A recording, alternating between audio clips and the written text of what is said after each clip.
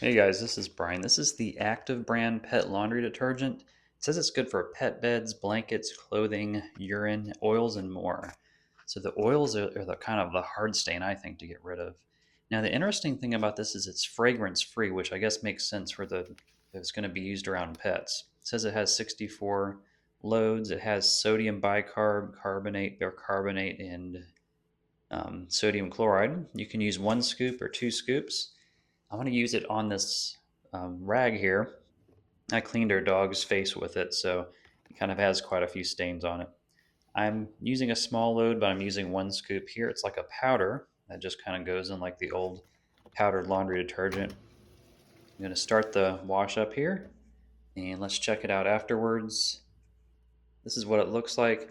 It did have that kind of off color already, but I don't see any stains on it. For some reason, I went ahead and smelled it just to test it, but it doesn't have any smell.